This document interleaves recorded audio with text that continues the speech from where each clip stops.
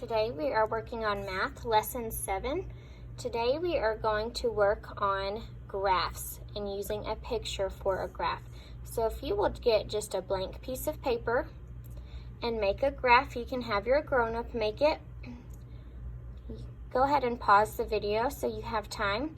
We're going to make a graph of things we see in our house. So I want you to go around your house and see how many TVs are inside of your house. If you have 2 TVs, you're going to color 2 boxes. 3 TVs, color 3, and so on. Go ahead and do that. Pause the video whenever you need to. Now walk around your house and count how many beds you have in your house. And on TVs, I'm just going to pretend like we have 2. You do this how you need to, okay? Now count to see how many beds are in your house. And I'm going to say in my house we have 4 beds. Now you do this for your house and your answer might be different. Go ahead and do that. Pause if you need to. And the last thing is bathrooms. Walk around your house and see how many bathrooms are in your house. And for my graph, I'm just going to pretend and we're going to say that we have 3 bathrooms in our house. Now complete your graph, and yours may look different than mine, and that's okay. Today we're going to talk about least to greatest. When I say least, that means the smallest number. So I'm going to look at my graph. Which of these has the smallest number of boxes colored? TVs, because it only has 2. Now look at your graph and see which one has the least. Okay, now we're going to talk about which item on your graph has the most, which is the greatest amount, the biggest number. On my graph, beds has the greatest number of boxes colored.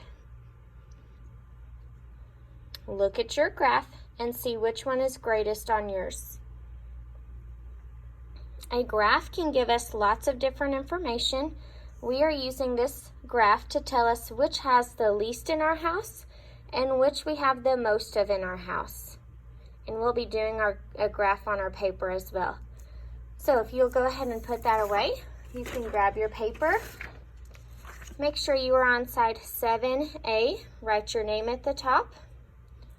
First, we're going to start with handwriting.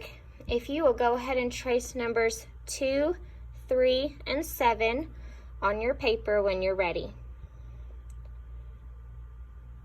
Now it wants us to write the numbers on our own. So we're going to start with 2. Start at your dot and make a 2, your very best, with a pencil, please. Then you will make a 3. Pause the video anytime. And last, you will make a 7.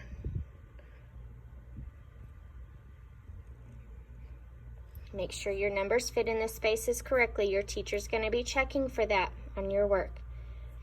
Okay, I'm going to submit a video for you to watch about right and left. It wants us to point to the square on the right and write the number 4 in the square. This one is on my right. So I will write a number 4. Now it wants us to point to the square on the left, and we're going to write a 3. Go ahead and do that. Take your time. We're going to go down to number 3. Grab a red crayon and color your circles red. We learned about circles yesterday.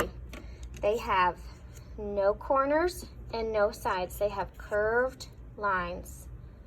Color your circles red, and now color your squares blue. Squares have 4 sides and 4 corners. The sides are all of the same size. Color your squares blue. How many circles did you color red? 3. How many squares did you color blue? 4. Please use your best handwriting to write your answers. Your last question says, how many circles and squares together? So we count the squares and the circles all together. Go ahead and count those. Write how many you got. And that answer should be 7.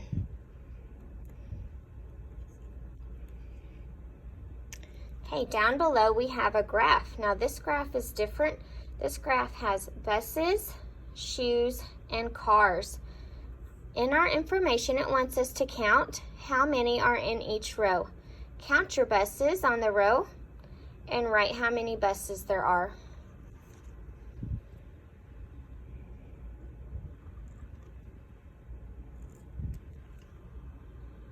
Count the shoes.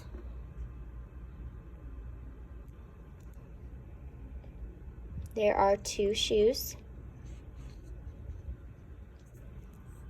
And count the cars.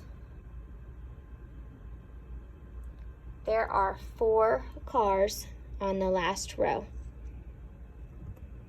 Now your question asks you to circle the row with the most. Most is your biggest number. Which of these items has the most in it? The buses, because 5 is bigger than 2 and it is bigger than 4. You're going to circle that row because it is the biggest and it has the most. Remember that a graph gives you information that you can use.